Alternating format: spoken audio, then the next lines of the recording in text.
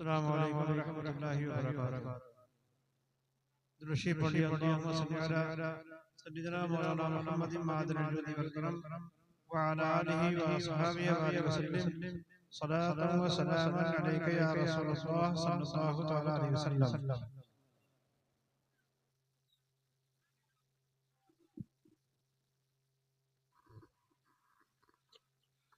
हज़रात, मुझे यहाँ पे आए हुए तकरीबन पौने 3 घंटे हो गए और जो वक्त जलसा खत्म होने का होता है वो हमारे वो टाइम हमारे जलसा शुरू होने का होता है। पौने 11 बजे हजरत नात पढ़ी जा रही थी। जब हमने इनसे मौलाना आफ्ताब साहब से कहा तब आकर के इन्होंने जो आपसे पहले जिन जिन साहब ने तकरीर की उनको आकर के जबरदस्ती खड़ा किया। सारा वक्त जो होता है सुनने सुनाने का या कुछ करने का वो सब इंतजाम में, आने जाने में, नारे लगाने में, शोर शराबे में, इसमें निकाल देते हैं। और जाहिर सी बात है कि अब मुझे अभी यहाँ से मैं जाऊंगा सवेरे फजर के वक्त पहुंचूंगा घर। 4 घंटे, कम से कम 4 घंटे का रास्ता है यहाँ से, 3.5-4 घंटे का, जब कहीं रुकेंगे नहीं तब। उसके बाद सुबह से जो लाइन लगेगी लोगों की तो मुझे 2-3-4 बज जाएगा। अब बताइए, उसके बाद फिर दूसरी जगह का सफर भी जाना, मुझे कल 2 जगह जाना, एक कानपुर जाना, एक और उसके आगे फतेहपुर की तरफ उधर भी जाना। अब रात में सफर या फिर दिन में लोगों का आना जाना ना हो तो रात में जलसे करें, दिन में आराम करें तो कोई दिक्कत नहीं, हमको कोई परेशानी नहीं। आज मैंने सोचा था कि मैं जोहर के बाद निकलूंगा, कम से कम 2 बजे निकल ही जाऊंगा, लेकिन कहाँ से टनकपुर से, यहाँ से, वहां से लोग करते करते 4 बज गए। इतनी दूर से आए हैं, टनकपुर से, कहाँ दिल्ली से, कहाँ से, उत्तराखंड से, झारखंड से, वहां से आए हैं और जाना भी है, किसी की गाड़ी है, किसी की ट्रेन है। उसमें करते 4:30 बज गया, असर की अजान हो गई। निकले हैं, रास्ते में कहीं रुके नहीं, सीधे घर से चले, आपके यहाँ कभी गाड़ी रुकी होती है।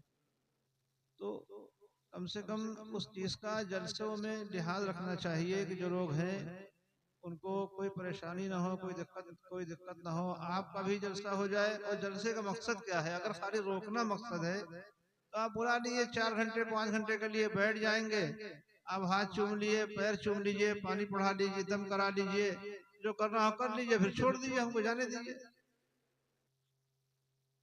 लेकिन जलसे में आने का मकसद खाली हाथ पैर चुमाना, ये पानी दम करना नहीं है। जलसे में आने का मकसद सिर्फ यह है कि कुछ बातें आप लोग सुने ताकि आपकी जिंदगी कुछ बदले, आपकी दुनिया और आखिरत संभले। आपकी हाथ पैर चूमने से नहीं होगा, न पानी दम कराने से होगा। और रह गया पानी दम कराने का, क्या बीमार है, आजार है, पानी दम करा रहे हैं। अगर आप अकीदत से आए हो, अकीदत से आने के बाद आप दिल में सोच के बैठ गए कि मैं यहाँ पे आया हूँ, जलसा सुनूंगा और इन उलमा की जियारत करूंगा और इनकी बरकत से अल्लाह हमारी ये परेशानी दूर कर दे, यकीन जानिए मैं बहुत ही दावे के साथ ये बात कह रहा हूँ। नहीं कोई अपने पुराने सिलसिला के तवस्सुल से, खुलूस के साथ अगर आप बैठ गए और इन उलमा की जियारत कर लिया आपने और ये सोच लिया कि मेरी ये परेशानी अल्लाह दूर कर दे, अगर आप खुलूस शामिल है तो इंशाल्लाह आपकी परेशानी दूर हो जाएगी। आपको पानी दम कराना ये करना जरूरत ही नहीं पड़ेगी। लेकिन सिर्फ शर्त यह है कि खुलूस के साथ बैठिए, दिल में खुलूस होना चाहिए, लिल्लाहियत होना चाहिए। बहुत से बुजुर्गों के वाकयात इस तरह के हमने पढ़े। हजरत हमारी जमात के बहुत ही बामल आलिम दीन हजरत अल्लामा मुफ्ती मसूद साहब तशरीफ फरमा है, इनकी अभी आपको तकरीर सुनना है।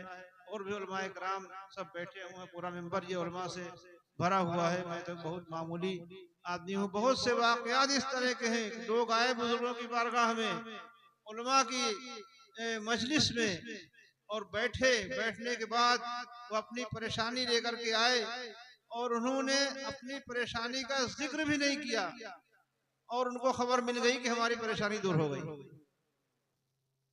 लेकिन उसके लिए उस तरह का दिल चाहिए, उतना सब्र चाहिए, उतना तहम्मुल चाहिए, तब होगा ये। अब आप खाली शोर शराबा नोशा खोजी सब खाली हाथ चुमले सब हो गया। और मैं अक्सर कहता भी रहता हूँ, ये हाथ चूमना, ये शोर शराबा, ये नारे कतई अच्छे नहीं लगते हैं।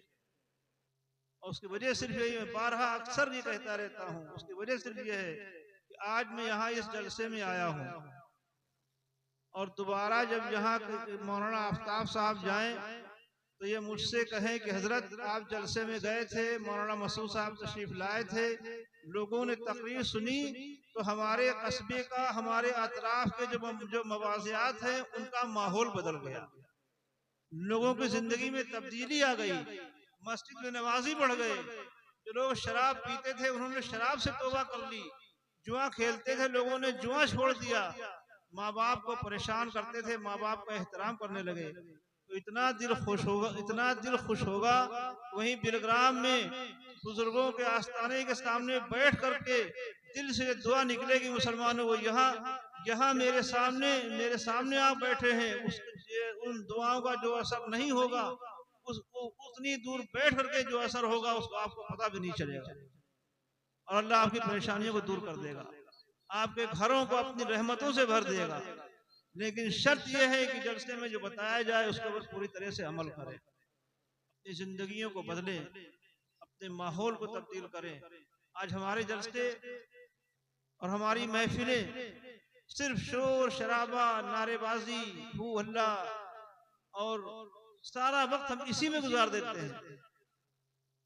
वो अफसोस होता है देख करके हजरत, वो अफसोस होता है, इतना पैसा खर्च करते हैं और सारा वक्त जो है वो खाली इंतजाम में, इनको लाना उनको लाना, खाना खाओ पानी पियो। अरे खाना पीना, खाना तो खाते हैं, जिस मकसद के लिए आए पहले मकसद पूरा करिए, है ना। आज अपना मकसद हम भूल गए, जलसा करा रहे हैं लेकिन जलसे का मकसद भूल गए हम कि हमने जलसा कराया किस लिए है। काश कि अपने मकसद को आपने याद रखा होता। जो कौम अपने मकसद पे चलती है वो कामयाबी की तरफ जाती है, जो कौम अपने मकसद भूल जाती है। हमारे असलाफ अपने एक मकसद को लेकर के चले थे, अल्लाह ने उनको कामयाबी दी, आज भी उनके नाम सुनहरी हरफों से लिखे हुए हैं। उसकी वजह क्या थी? वो जो मकसद लेके चले थे उसी पे बिल्कुल अटल थे, उसी में बिल्कुल मुस्तहकम थे वो लोग। हम अपना मकसद ही भूल गए। जलसा कराया, अभी पूछ दे जलसा किस लिए कराया तो बता ही नहीं पाएंगे जलसा किस लिए हो रहा। हाँ, हजरत बुलने आए थे, मुलाकात करने आए थे, हाथ चूमने आए थे, पैर चूमने आए थे, पानी पढ़ाने आए थे, बस ये मकसद। जलसे में बैठिए, जो बातें बताई जा रही हैं उन बातों को गौर से सुनिए और सुनने के बाद उस पर अमल करिए, तब जाकर के हमारे जलसे का मकसद पूरा होगा। और अगर ये नहीं है तो फिर हमारा भी यहाँ पे आना बेकार, और जितने आप लोग बैठे हैं आपका भी आना यहाँ पे बेमकसद है मुसलमानों।